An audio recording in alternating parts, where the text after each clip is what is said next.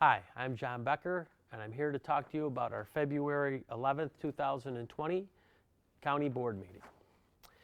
First, we had our veterans presentation.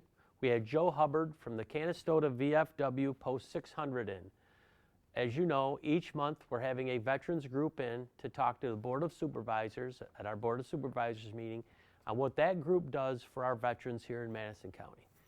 We feel that our veterans are the folks that we owe for everything that we have, all of our freedoms that we have today. So we only think it's fitting that we have them in once a month to honor them and to hear about how they administer their programs, what they do for the communities, and that sort of thing. So next month we will have the Flags of Honor from Oneida in. They will give us a presentation on what they do.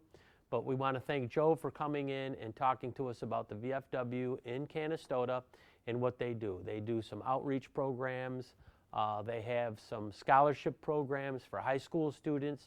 I would encourage anybody that's interested in that to give the VFW a call or Joe a call to ask about the scholarship programs. We honored a 25-year employee in our Sheriff's Department. Dan Garby retired after 25 years. We want to thank him for all of his service to Madison County.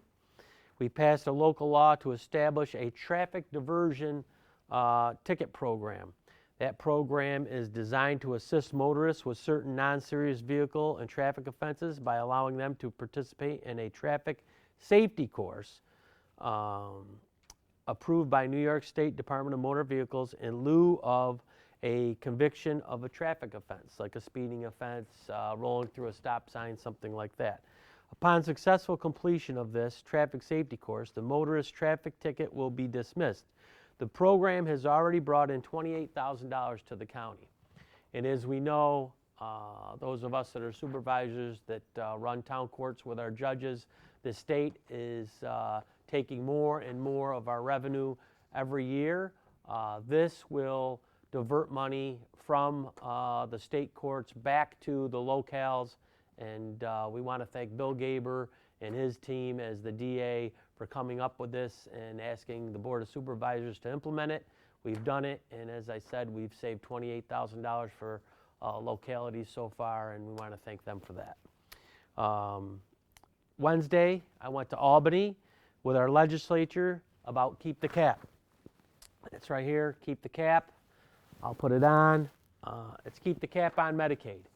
In 2014, I think it was, the governor decided to make a deal with the counties to cap Medicaid and take over all of the Medicaid expenses from 2014 going forward. And in 2019, they were scheduled to take over all of the administration.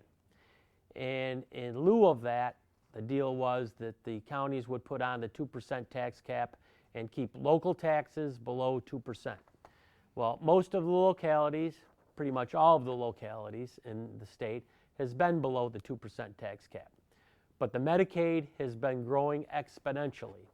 And the governor's office, in his budget, they are saying that the counties have grown Medicaid. Well, that's a state program, and it is their administration that we do with their guidelines, and it's grown last year at 6%. In the budget, the governor wants to take and cap the Medicaid growth at 3%. Well, we grew at 6% last year, so with that formula, they're looking to push anything over 3% on the localities. Last year, that would have meant about $2 million for Madison County. And then we would have overridden the tax cap, and that would have triggered the Raise the Age, which Madison County gets $1 million from the state for, and because we're overriding the tax cap, if we did, we would not get that extra $1 million. So now we're looking at $3 million to throw on to the local taxpayers versus nothing, because we would stay below the tax cap, get the $1 million, and Medicaid is a state program. The deal was that the state was going to take that over and cap it. Now they're going back on the deal. So I was in Albany on Wednesday with NYSAC, New York State Association of Counties. We went to various offices Liz Kruger's office, Andrea Stewart Cousins, we met with at the end of the day. She's the Senate leader. We met with the Assembly leader, various senators and assemblymen, telling them, look, the localities can't take this. Medicaid is a program that the state has. You need to administer it. You need to get it under control, and you need to deal with it, not put it on to the local taxpayers. I don't think being in Albany and not being out on the ground gives you a good enough feel for the program. I think the locals, our local DSS Commissioner, Mike Fitzgerald, or the ones throughout the state, and our employees who administer this program every day, who go see people every day, are best suited to say how we could save money at New York State. So I hope the governor's team, the Medicaid redesign team, reaches down to the locals and comes out and sees boots on the ground exactly how this program works. Because we have very little discretionary spending here in Madison County. 98% of every dollar, 98 cents of every dollar you send in your property taxes here to Madison County goes to a state mandated program. So we would be forced to look at road maintenance, public safety services, veteran services, libraries, Meals on Wheels for seniors, or tourism promotion. And that all that stuff goes to make us what we are in Madison County, our communities. I've said this for years, even when they put the 2% tax cap in, that we should not be burning down our communities for state programs. The state has implemented these programs. They need to figure out how to pay for them and take care of them.